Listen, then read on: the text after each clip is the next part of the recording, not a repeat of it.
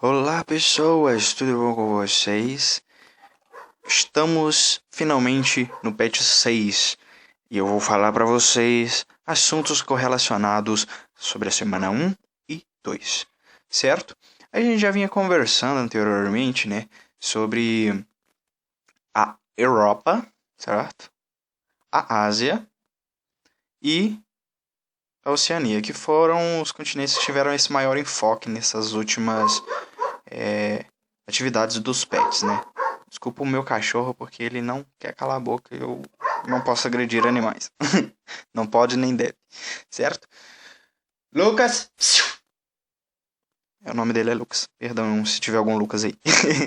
Enfim, a gente tem Europa, tem Ásia e Oceania. Só para vocês definirem bem o que é cada continente, onde fica cada coisa, certo? Pra gente não criar uma confusão, certo? Metodológica, por assim dizer, sabe?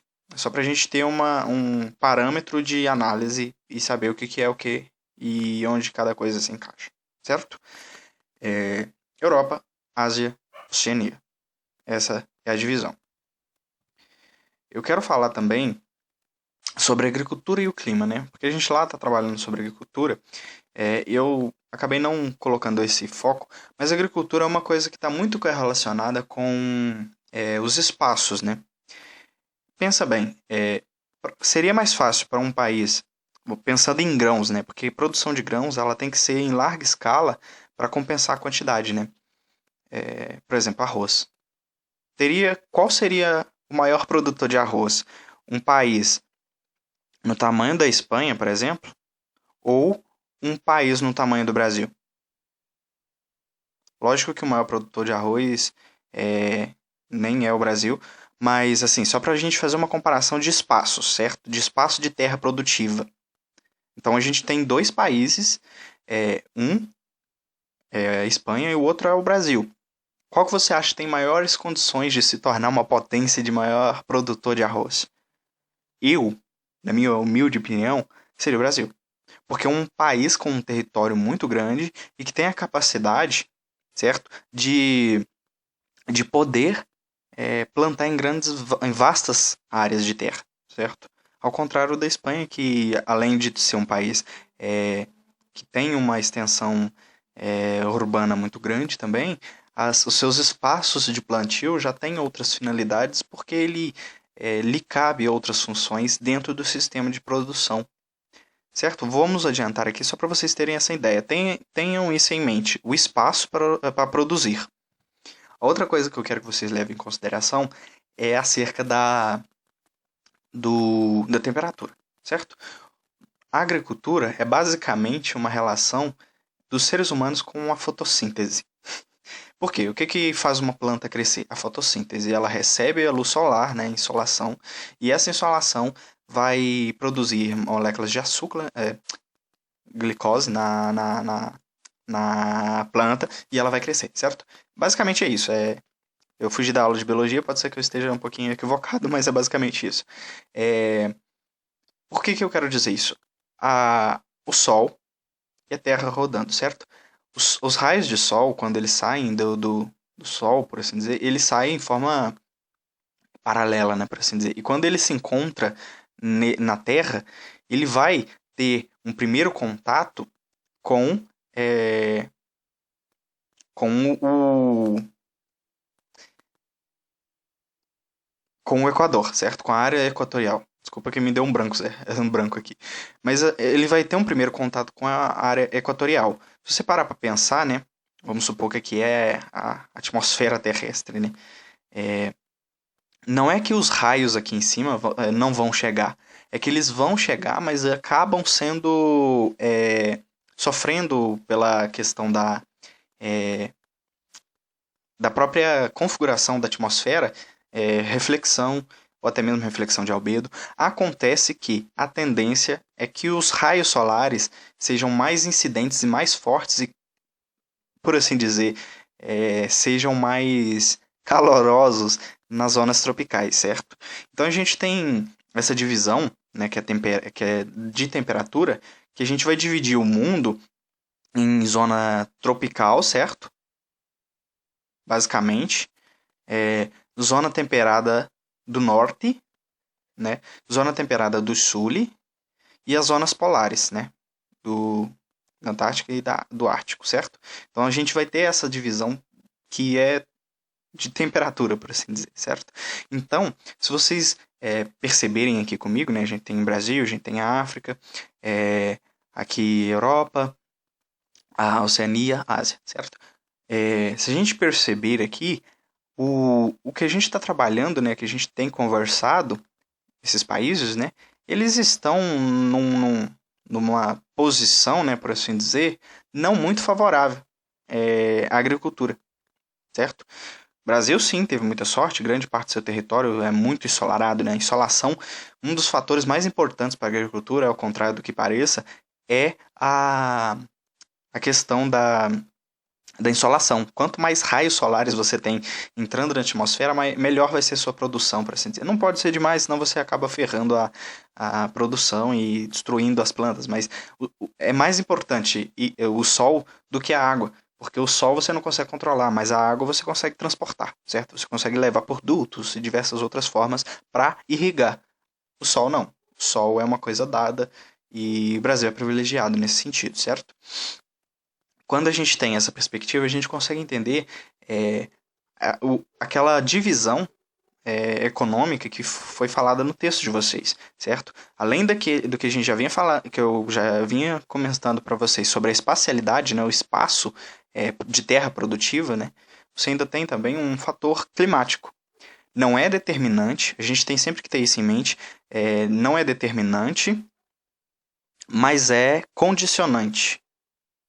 Certo? O que isso quer dizer? Ele não determina que um país vai produzir mais que o outro, mas ele condiciona, certo? A temperatura vai ser um fator que vai condicionar as áreas produtivas a esse ou aquele sistema, certo?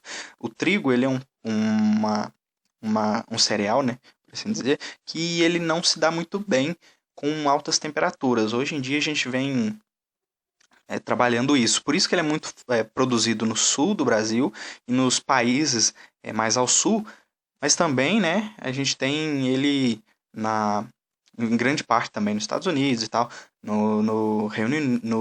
União Europeia, né, na Europa como um todo ali, na União Europeia, e também em países asiáticos, certo? O trigo ele tem essa particularidade, então ele não vai se dar muito bem em zonas tropicais. Ele não se dá muito bem com essas zonas, entende? E assim a gente pode transportar isso para diversos outros modos de produção, diversas outras plantações, né? Frutas, tem fruta que se adequa melhor a um sistema, a uma zona tropical, outras a uma zona temperada, e assim vai. Essa divisão, né, se você parar para pensar, a Europa, né, tanto a Europa quanto o pedacinho aqui da Ásia, a gente tem uma divisão. Até é interessante pensar a Oceania também, porque olha aqui, ó. Oceania, se a gente voltar aqui no mapa da temperatura, né, por assim dizer, ela é bem dividida, né? Uma parte mais quente, uma parte um pouquinho mais temperada. Lógico, gente, que não é uma cisão assim, não é uma coisa que é tipo, aqui é temperado, aí eu dei um passo para cá é coisa. Você tem uma gradação, você tem uma diferenciação, sabe? É bem mais espalhadinho do que parece, sabe? Mas é importante a gente ter isso em mente quando a gente vai pensar os modos de produção e a incidência solar, né, por assim dizer. Deixa eu ver se tem mais alguma coisa sobre esse tema. Então, aqui é só para vocês terem em mente, mais ou menos, os países que compõem cada continente, né? E mais ou menos você consegue perceber, né, se a gente fizer uma pequena separation aqui, ó, do que a gente considera, né, do continente europeu, por assim dizer, a gente consegue perceber que ele é mais fragmentadozinho, né, por assim dizer. Então, no contexto da União Europeia, né, é interessante você ter aqueles pactos de agricultura, né, que você subsidia a agricultura, porque você vai estar financiando cada tipo de país produzir a sua condição natural, né, por assim dizer. Às vezes uma plantação de de frutas, né, que se dá melhor em ambiente mais temperado e que recebem mais sol, menos sol, entendeu? Aqui nessa parte aqui que você tem uma zona cinzenta, entre aspas, né, entre a zona temperada e a zona polar, você acaba tendo uma diferenciação de temperatura que muitos desses países ao norte da Europa muitas vezes passam meses sem receber luz solar, certo? E isso vai impactar também na sua economia, certo? Se, por exemplo, o Brasil, fazendo outra comparação com a Europa e o Brasil, ele é um país que pode produzir o ano inteiro. Já a Europa tem como fazer isso, né? Mas a tendência é que a maior parte da sua ação produtiva, né, seja uma vez ao ano. Então você tem uma dificuldade, né, em relação também nessa perspectiva climática, certo? Só para vocês terem essa noção do que eu quero dizer, vastas extensões de terra vão ser mais favoráveis a grandes plantações. Quanto menor, mais especializado, né, por assim dizer, você vai ter uma plantação, certo? Não é a regra, não é determinante, é condicionante, ok? Aí a gente entra na questão, por exemplo, da indústria e da educação aqui. Quem é que é K-popeiro, né, vai perceber o que eu tô querendo dizer aqui. Eu não sei se isso aqui é o BTS, eu acho que não é, eu baixei aleatoriamente, mas é só para ilustrar, ok? Essa aqui é a Coreia do Sul. Ai, que isso? Foi. Coreia do Sul, certo? É a mesma Coreia do Sul daqui de baixo, certo? A Coreia do Sul, ela, durante o período da Guerra Fria ali, teve uma guerra entre as Coreias, né? Tanto é que as Coreias desenham mais ou menos assim. Aí você tem uma divisão que é a Coreia do Norte e a Coreia do Sul, né? Ela foi dividida basicamente entre os Estados Unidos e os comunistas da Rússia, né, por assim dizer. Foi feita essa divisão, entre aspas, né? Que era muito política, que um lado financiava o outro financiava o outro, e eles acabaram se separando, né? De forma compulsória, né? E esquecendo a Coreia do Norte, que ela não é o nosso foco, você vê que é um país que saiu de uma devastação, de uma guerra. Pense só, o Brasil nunca passou por uma guerra, mas se a gente parar para pensar, hoje a gente está numa situação um pouco pior do que a Coreia do Norte, do que a Coreia do Sul, certo? Porque a Coreia do Sul, além dela ter se tornado, não se enganem, gente, K-pop não é só música, é um negócio, isso rende bilhões de dólares por ano, certo? Eles vendem os K-pops, sabe? Para você se tornar um idol, você pode procurar isso na internet, é sofrido, não é uma coisa bonita, sabe? É complicado, tem diversos casos de pessoas que suicidaram, porque é uma pressão muito grande, sabe? Você tem que ser bonito, você tem que ser padrãozinho, você tem que passar horas e horas estudando canto, estudando dança, estudando isso, aquilo. Ou seja, é uma profissão muito incentivada pelo governo da Coreia do Sul, porque é uma commodity, é um serviço que ela vende, certo? Você vê essa diferença, né? Antes, depois. Isso aqui é o resultado desse investimento que a Coreia do Sul fez em educação. Tenha isso em mente. Por quê? Para você desenvolver uma indústria, você tem que ter uma mão de obra qualificada, você tem que ter uma educação de qualidade, certo? Eu vou fazer um paralelo disso com o Brasil, rapidinho. Eu só quero finalizar aqui com vocês isso aqui, ó, K-pop, Samsung. Não tem como você não ter ouvido falar de nenhum desses dois produtos coreanos, certo? Não tem como você não saber, pelo menos da existência dessas duas commodities da Coreia do Sul. Só para vocês terem ideia, olha, o país possui, só fazendo uma citação, tá? O país possui uma das forças de trabalho com maior escolaridade do mundo entre os países da OCDE. E é conhecido por sua obsessão com a educação, que passou a ser chamada de febre da educação. O que isso quer dizer? O investimento que eles tiveram em educação é tão complicado, porque você vai mandar uma indústria para a Coreia do Sul, e a força de trabalho ela é tão qualificada, certo? Que o preço dessa mão de obra é bem caro, certo? Então compensa para você, se você tiver uma empresa, né, multinacional, mandar essa sua empresa para uma outra, por exemplo, para a China, um outro país em desenvolvimento, porque a mão de obra vai ser menos especializada, em consequência, mais barata, certo?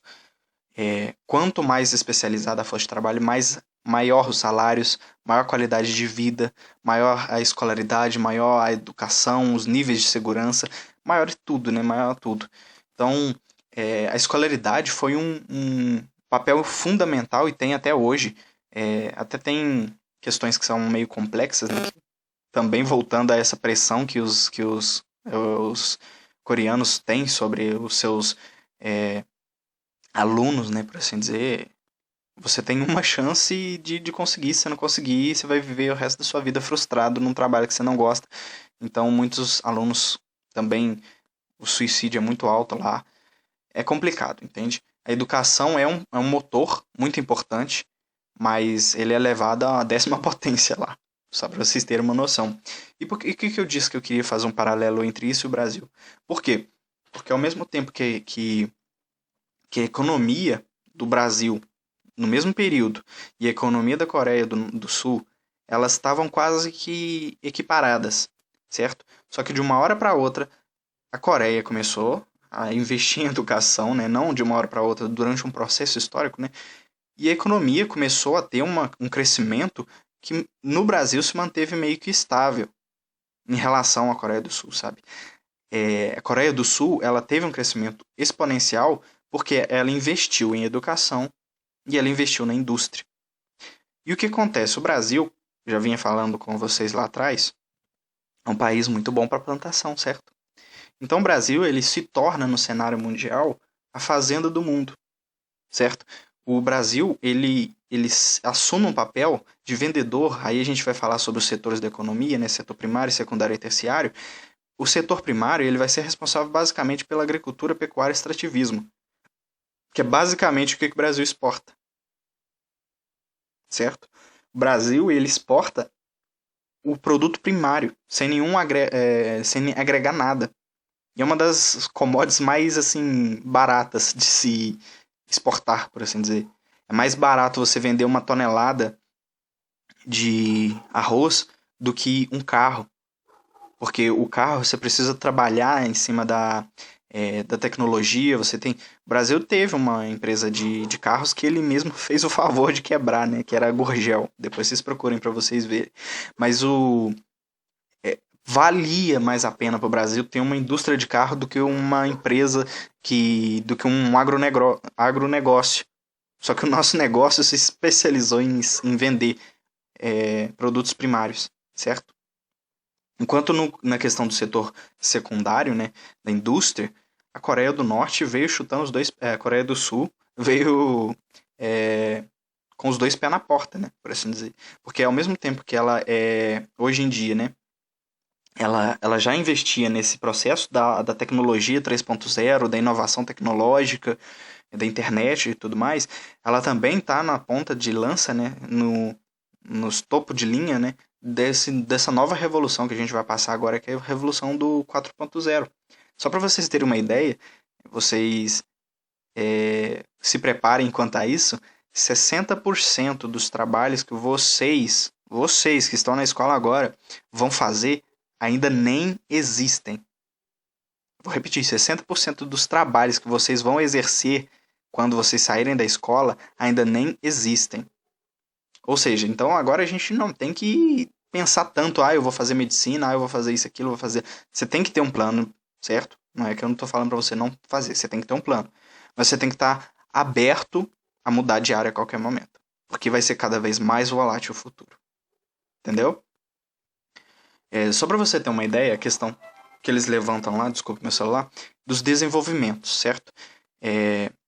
Você tem um desenvolvimento econômico que a gente já viu, né, trabalhando lá na Coreia, aqui com a Coreia do Sul. Eu fiz até aqui como estudo de caso. A gente pegou a Coreia do Sul, que está inserido no contexto do Oriente, né, para a gente trabalhar e pensar essas transformações que elas vão ser comuns a vários países, certo? O desenvolvimento econômico da Coreia do Norte, da Coreia do Sul, perdão, é enorme. é gigantesco, a gente se perde, né, por assim dizer. Mas aí a gente tem que começar a refletir também um outro papel, que é o papel socioeconômico, que é o quanto que essa economia, né, que é o PIB, por exemplo, que é o tanto da produção, né, o valor produzido no Brasil que está distribuído entre as pessoas, na renda per capita, por assim dizer, é essa relação crescimento econômico e socioeconômico. O quanto que esse crescimento econômico da Coreia vai impactar na vida das pessoas em si. Lá, no texto, eles vão dar o exemplo da China, que é um país que tem um PIB gigantesco, mas que ainda sofre com problemas socioeconômicos. O Brasil também é um exemplo disso. Você tem um PIB considerável, né, para um país emergente, né, mas, ao mesmo tempo, você tem uma desigualdade muito grande. E eu trouxe esse exemplo aqui do filme Parasita, eu não sei nem sei se vocês poderiam ver, porque ele tem algumas coisas que é mais voltado para adultos, né? Mas assim, é só pra gente explicitar aí. Não é que é bem para adultos, mas enfim. Eu quero que vocês tenham em mente o que eu quero passar sobre o filme. O filme Parasita, ele vai trabalhar sobre uma família pobre, certo? Eles vivem numa casa que é tipo o sótão, né? Você tem um prédio e você tem uma porta. Aqui é a rua, né? Uma aqui é a rua e você tem um prédio, certo? Você tem uma porta aqui, né? Que é a entrada para esses apartamentos de fundo, de sótão. Então essa família vivia nesse espaço. Choveu uma vez. Nesse filme tem uma chuva, né? Eu vou dar um pequeno spoiler. Imagina o que acontece quando 2 palmos de água estão na rua e você mora num sótão. Só imaginem, né? Não precisa ser muito inteligente para entender o que acontece, né? Mas assim, muitas vezes o desenvolvimento econômico ele disfarça a grande deficiência socioeconômica que um país tem. Como eu disse, a mesma Coreia do Sul, que tem prédios monumentais, que tem a Samsung, que tem os K-popers, né, os K-pops, e tem diversos outros produtos, né, por assim dizer, é também um país muito onde a diferença de classe, né, é muito gritante. Você tem os ricos que são esses aqui, né, que para quem eles vão trabalhar, que literalmente sentem nojo do cheiro dos pobres. No filme você entende o que isso quer dizer, certo? A pobreza, ela é uma coisa existente, permanente e escondida, velada, porque você vê que o país é um país muito desenvolvido, certo? Um país muito rico, mas o desenvolvimento socioeconômico deles, ao mesmo tempo, também deixa a desejar. E agora imagine isso em uma economia mais emergente, ao grosso modo, né? Uma economia pobre. Ai, gente, faltou estudar para mim também, eu tenho que ir lá para Coreia.